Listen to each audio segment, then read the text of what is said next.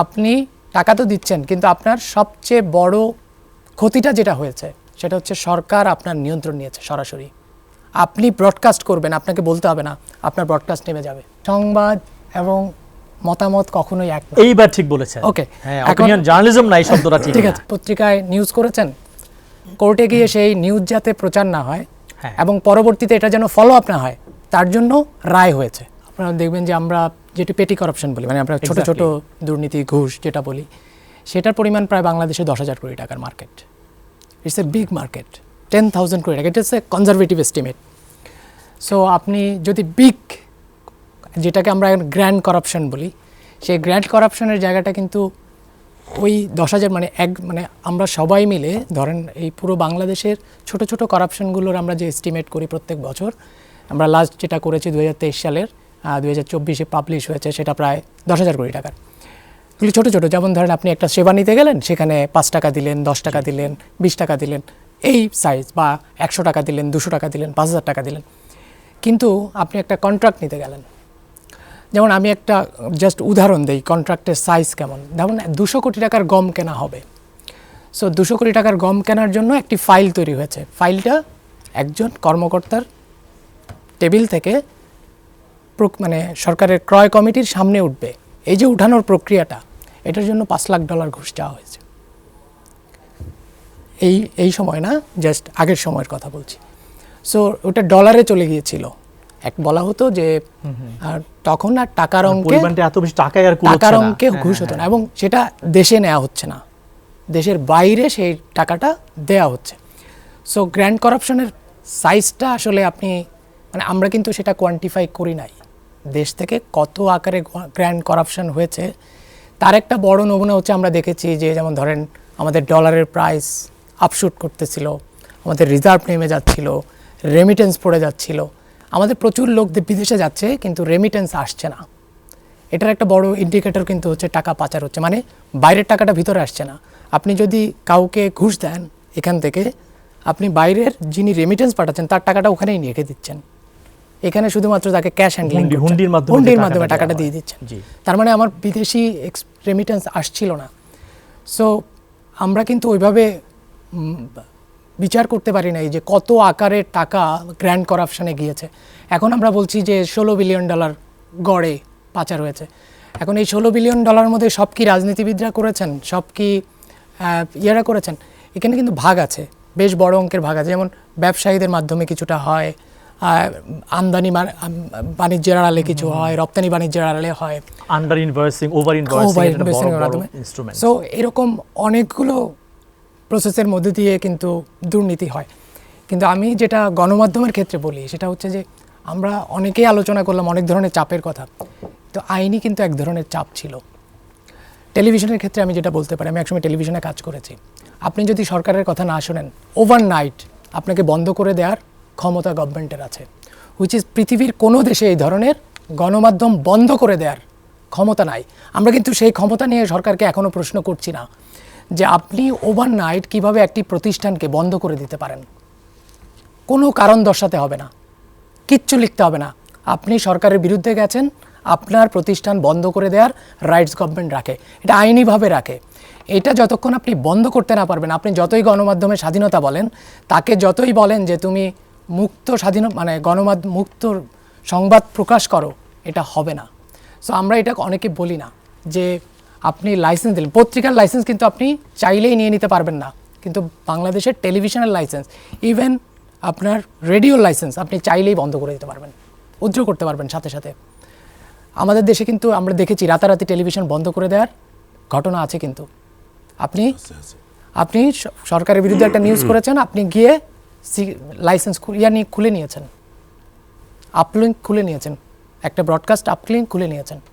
শুধু তাই না, এখনকার যে সিস্টেম, আমরা এগুলি দেখছি না। আমরা অনেক সংস্কারের কথা বলছি, আমরা অনেক স্বাধীনতার কথা বলছি, কিন্তু আমরা এই ধরনের সংস্কারগুলোর কথা বলছি না যেগুলো আসলে আপনাকে আটকে রাখছে। যেমন ধরেন আপনি, এখন আমরা সকল টেলিভিশনকে আমরা বাধ্য করেছি টেরিস্ট্রিয়াল লিঙ্কের মাধ্যমে যেতে। আমরা আগে যেটা বিদেশি স্যাটেলাইটের মাধ্যমে যেতাম, এখন সরকারি স্যাটেলাইট ইউজ করছেন এবং এক্সট্রা টাকা দিতে হচ্ছে। শুধু তাই নয়, আপনি টাকা তো দিচ্ছেন, কিন্তু আপনার সবচেয়ে বড় ক্ষতিটা যেটা হয়েছে সেটা হচ্ছে সরকার আপনার নিয়ন্ত্রণ নিয়েছে সরাসরি। আপনি ব্রডকাস্ট করবেন, আপনাকে বলতে হবে না, আপনার ব্রডকাস্ট নেমে যাবে। তো আমরা হচ্ছে কন্ট্রোল মেকানিজমটা অনেক বেশি, একেবারেই কন্ট্রোল মেকানিজম। এখন এই কন্ট্রোল মেকানিজম থেকে আপনি যতদিন না বেরোতে পারবেন, আমি তো আর এই সরকার সংস্কারের আলোচনা, এই কন্ট্রোল মেকানিজম ভাঙার কোনো আলোচনা দেখি না। আমাদের যারা গণমাধ্যম মালিক তারাও সেই আলোচনা চলে না। আমি প্রতিবাদ করেছি এই ক্যাট অন্তর্বর্তীকালীন গভর্নমেন্ট আসার মাস দুয়েকের মধ্যেই আমরা কিন্তু প্রস্তাবও দিয়েছি যে আমাদেরকে এই স্বাধীনতা দিতে হবে এবং বঙ্গবন্ধু স্যাটেলাইটের পরিবর্তে এটা বাধ্যতামূলক আমাদেরকে দেয়া হয়েছে, কিন্তু এটাকে আমলাতান্ত্রিকভাবে, এবং এই বঙ্গবন্ধু স্যাটেলাইটের মেইন পৃষ্ঠপোষক ছিল আপনার ওই যে আমাদের আকাশ, মানে সালমান এফ রহমান সাহেবের কোম্পানিটাকে এস্টাবলিশ করার জন্য অরিজিনালি এটা করা। পত্রিকা থেকে কার্টুন হারিয়ে গেল কেন, আমরা কি কেউ প্রশ্ন করেছি? কার্টুন কিন্তু প্রত্যেকটা সময়ই আন্দোলনের একটা বড় এবং মাস মিডিয়াকে কানেক্ট করার জন্য সবচেয়ে বেশি পাওয়ারফুল এলিমেন্ট ছিল।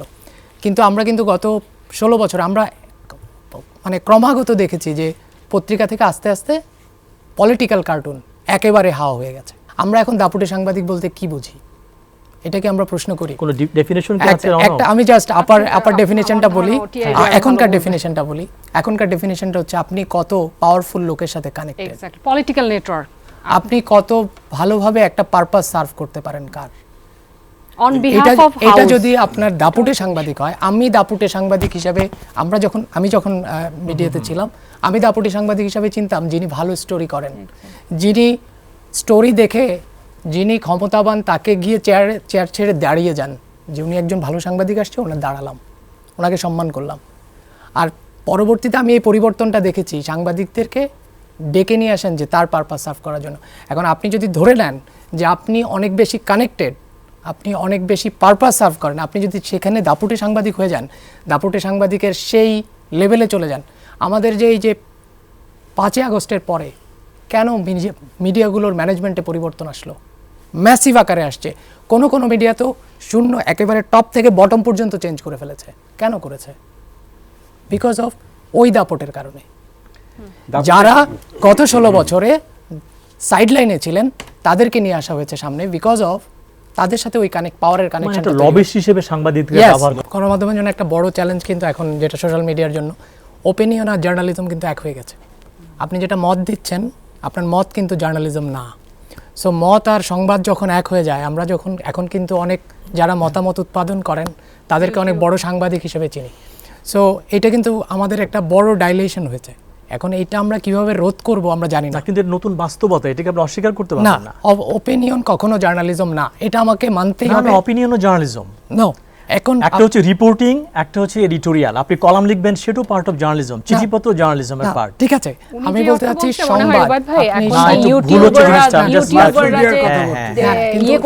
অপিনিয়ন অবশ্যই জার্নালিজম, কিন্তু এটা পাতায় থাকবে অপ-8, দেখেছেন আপনি পত্রিকায়? সংবাদ, অপিনিয়ন এন্ড এডিটোরিয়াল, সংবাদ এবং মতামত কখনোই এক না। এইবার ঠিক বলেছেন। ওকে, হ্যাঁ, অপিনিয়ন জার্নালিজম না, এই শব্দটা ঠিক আছে।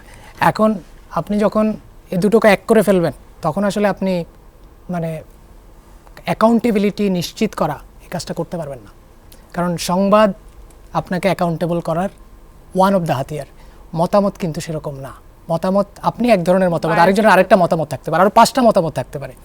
কিন্তু জার্নালিজম অনেক বেশি অবজেক্টিভাই হবে এবং সে অনেকগুলো মতকে একসাথ করে রাইট যেটা আইনসম্মত সেটাকে প্রশ্ন করবে, বা যেটা অবৈধ সেটাকে প্রশ্ন করার সুযোগ তৈরি করবে। আমরা সেটা করছি না। আরেকটা হচ্ছে প্রাইভেসি এবং রাইটস, এটা সম্পর্কে আমাদের গণমাধ্যমগুলোর আসলে কোনো বড় কোনো উদ্যোগ নাই। আপনি গণমাধ্যম হিসেবে কখনো কারো লিকড হওয়া ফোন কল প্রচার করতে পারেন না। আমরা করছি, দিনের পর দিন করছি।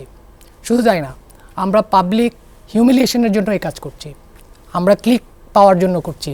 আমাদের কত দ্রুত এটা করবে আমরা সেগুলোতে কোন ছবিটা ছাপানো উচিত আর কোন ছবিটা ছাপানো উচিত না, এই ধারণা আমাদের গণমাধ্যম থেকে প্রায় উধাও হতে গেছে। একটা দুটো গণমাধ্যম ছাড়া বাকি গণমাধ্যমে প্রাইভেসি এবং রাইটসের কোনো আলাপ আপনার কি মনে হয় গণমাধ্যম নিয়ে যথেষ্ট প্রশিক্ষণ হয় কিনা, বিশেষ করে এথিক্যাল রিপোর্টিং নিয়ে? আচ্ছা, এবার আমি বলি জার্নালিজম নিয়ে আপনি টিআইবি কিন্তু একসময় করতো, আমি নিজেও গেছি। আচ্ছা, সেটা হচ্ছে যে আপনি যদি দেখেন গণমাধ্যমগুলো যখন তৈরি হয়, তার জার্নালিস্টদেরকে প্রায়োগিক প্রশিক্ষণ দেওয়া হচ্ছে কিনা, নাকি আমি জয়েন করার সাথে সাথে তাকে বললাম একটা নিয়োগপত্র একটা কার্ড দিয়ে বললাম তুমি এবার জার্নালিজম করো, সংবাদ উৎপাদন করো, তাকে কি আমি যথেষ্ট পরিমাণ প্রশিক্ষণ দিচ্ছি কিনা, তার মধ্যে এথিক্যাল জার্নালিজমের বিষয় আছে কিনা, প্রাইভেসি রাইটসের বিষয় আছে কিনা। শুধুমাত্র গণমাধ্যম শক্তিশালী করলে গণমাধ্যম স্বাধীন সংবাদ প্রকাশ করবে বিষয়টা এরকম না। আমাদের আরও অনেকগুলো প্রতিষ্ঠান আছে, সেগুলা যদি দুর্বল থাকে আপনি কখনোই সত্য সাংবাদিকতা করতে পারবেন না। আপনি আমরা এর আগের অভিজ্ঞতা দেখেছি যে আপনি পত্রিকায় নিউজ করেছেন, কোর্টে গিয়ে সেই নিউজ যাতে প্রচার না হয় এবং পরবর্তীতে এটা যেন ফলো আপ না হয় তার জন্য রায় হয়েছে, আমাদের উচ্চ আদালত দিয়েছে একটা সময়। সো আমাদের মানে আদালতকেও, আমাদের অন্যান্য প্রতিষ্ঠান যারা আসলে রাইটস প্রোটেক্ট করেন